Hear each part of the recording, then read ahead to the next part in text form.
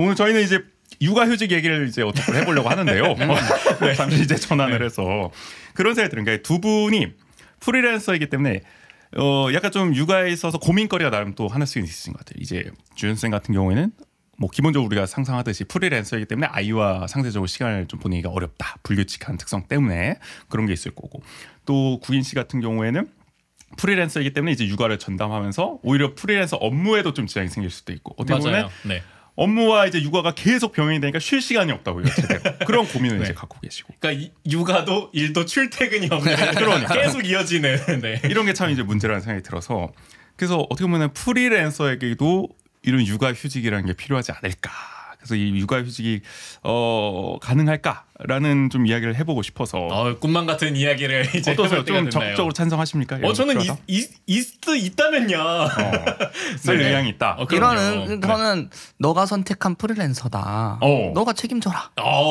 육아휴직 없는 거 알고 한 거 아니냐? 그런 입장에서요? 라고 지적을 받을 수도 있지만 있으면 너무 좋을 것 같아요.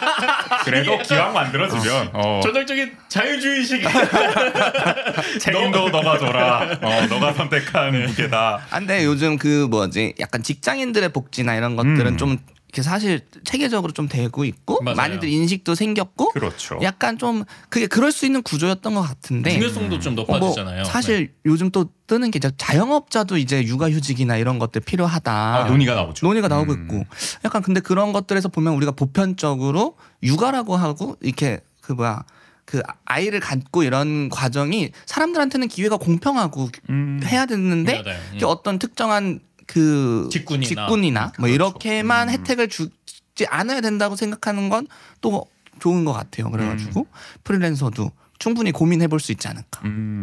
뭐 그게 마냥 꿈만 같은 일은 아니다. 그렇죠. 일단은 현재 육아휴직 제도를 좀 이제 잠깐 살펴보면 직장인 대상으로 지금 이루어지고 있는 거잖아요. 그래서 이제 8세 이하 또는 초등학교 2학년 이하의 자녀를 양육하기 위해서 육아휴직을 이제 신청을 하면은 최대 1년간 육아휴직을 허용하고 통상 임금의 80%를 지급하는데 상한액이 150만 원. 맞아요. 사실은 이건 뭐 최저임금도 안 되는 금액이잖아요. 그래서 저희 와이프도 육아휴직을 썼었는데 육아휴직 급여가 이제 찍혔는데 생각보다 너무 적어서 좀 당황했었던 기억이 있어요. 그때 뭐 120 얼마였나? 이 정도 찍혀가지고 그래서 저희는 강원도에서 주는 육아수당 있잖아요. 그거 아니었으면은 맞아. 생활이 진짜 힘들었을 것 같다. 그때도 그런 얘기를 할 정도.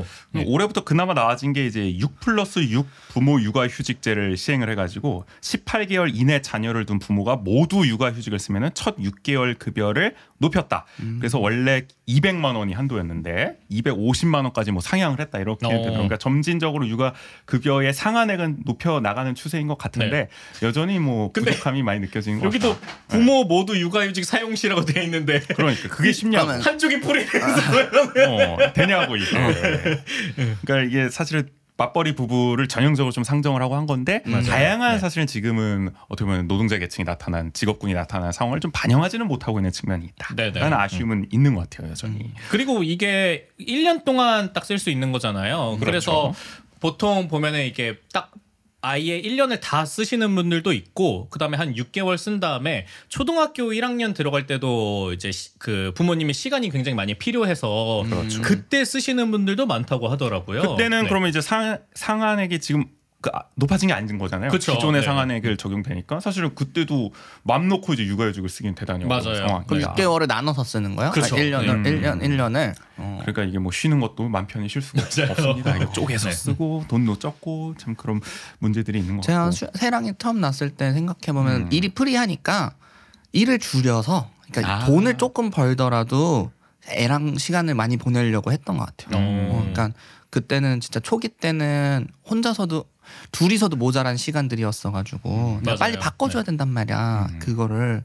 근데 그래가지고 프리랜서니까 내가 하는 일을 줄이면 업무 시간은 줄어드니까 그렇게 줄여서 돈을 적게 벌더라도 애랑 시간을 많이 보내려고 했었던 것 같고. 그래서 그러고 보니까 해랑이 낳고 그 즈음에는 직장 생활을 또 하셨던 적이 있지 않나요? 네. 그때 또 영상 제작 업종이었는데 그래도 직장에서 업무를 되게 프리하게 프리랜서처럼 이제 시간 자유를 그러니까 자유 출근, 자유 퇴근 탄력적으로 이런 탄력 근무제 약간 그런 거였죠. 그래가지고 완전 초기일 때는 그 직장에서 실업급여도 실업급여래. 직장에서 완전 초기 때는 직장에서 이제 육아휴직도 주시고 해가지고 그때 되게 감사하게 아이를 잘 키울 수 있는 계기가 됐는데 그리고 나서도 한동안 동안도 조금 더 일을 좀 줄이고 했던 유연하게. 것 같아요. 유연하게 했던 것 같아요. 근데 어쨌든 일을 줄이면 이게 경제적으로는 그렇죠. 수입이 감소를 하는 거죠. 그걸 감소하는 거죠. 또 프리랜서 분들은 어쨌든 이게 커리어라는 게 또 이제 일을 줄이는 게 이게 맘 편히 맞아요. 줄일 수 있는 게 아니잖아요. 네네. 내가 뭐 맞아. 배불러가지고 줄이는 것도 아니고 참 힘겨운 상황에서 어쩔 수 없이 이게 일을 그러니까 커트해 나가는 거니까. 프리랜서 고충 중에 하나가 딱 그거거든요. 일이 들어왔는데 내가 이걸 거부하면은 그 클라이언트가 다시 일을 주지 않을 수 있는 그렇죠. 그 위기감이 있어서 네네.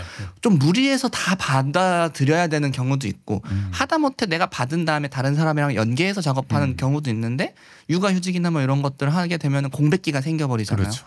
그러면 또 그런 위기감을 발생시킬 수는 있는 거죠. 맞아요. 사실 그런 경력 단절의 문제, 공백의 문제는 뭐 제도적으로 사실 이게 완전히 뭐 우리가 해결하기는 쉽지 않지만 그쵸. 그래도 그 네. 전자의 문제, 당장 일을 좀 줄일 수밖에 없는 상황, 그것만은 좀 막아보자라는 네네. 생각이 들기도 해요. 제대로 좀 육아휴직이 보장이 돼서 그거라도. 그래서 저희도 이렇게 상의를 많이 하면서 결정을 한 게 그러니까 그런 제가 조금 더 시간을 내기로 결정했던 것도 그런 게 있는 것 같아요. 그러니까 프리랜서로서 일을 내가 더 시간을 많이 투여하면은 물론 조금 더 지금보다 더 많이 벌 수도 있긴 하지만 그것도 되게 변수가 많은 거잖아요. 이게 뭐 지역 안의 상황들도 있고 뭐 지역 밖의 상황들도 있고 그러다 보니까 그런 우리가 변수를 생각하면서 이거를 뭐 슈아를 더 뭐 일찍 뭐 등원시키고 늦게 하원시켜서 그만큼의 약간의 시간들을 더 버는 게 중요할지 아니면은 제가 그런 부분에서 일정 부분 조금 손해를 보더라도 조금 더 와이프는 그래도 고정적으로 월급이 나오니까 그러니까 그걸 기반으로 해서 제가 그 시간 안에서 할 수 있는 일들을 해나가고 그리고 우리 슈아를 또 잘 키우는 게 중요하지 않을까라는 생각이 들어서 저희는 그런 부분에서 어떤 면에서는 선택을 좀 했던 것 같아요.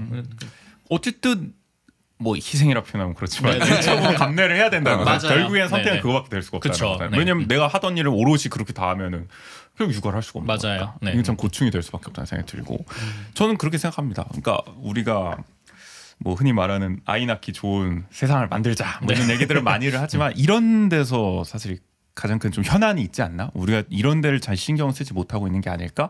그러니까 프리랜서는 국가에서도 별로 신경을 안 쓰다 보니까 그러니까 스스로 결국에는 선택을 해야 되는 처지에 놓이는 거잖아요. 네네. 그러면은 사실은 내가 프리랜서로서 돈 많이 벌고 내 커리어를 계속 이어나가는 게 굉장히 중요한 사람이라면은 당연히 아이를 낳거나 이런 선택을 주저할 수밖에 없다. 그럼요. 주변에서도 많이 주저하고 있고. 네, 그렇죠. 대부분 프리랜서분들이 또 그런 고민을 많이 하고 있지 않았어요?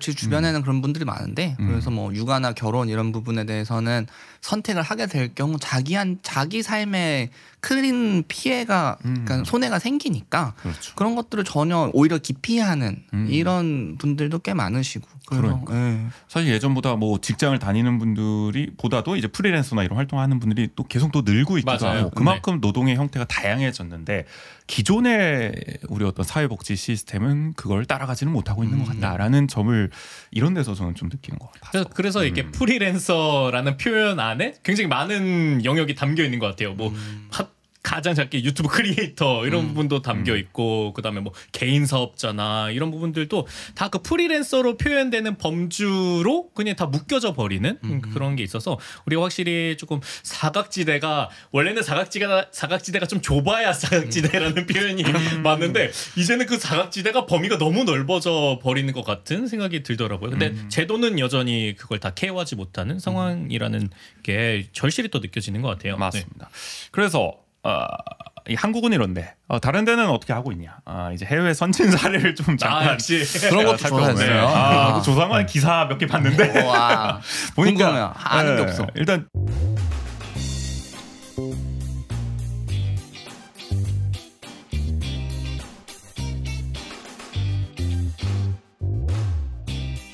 you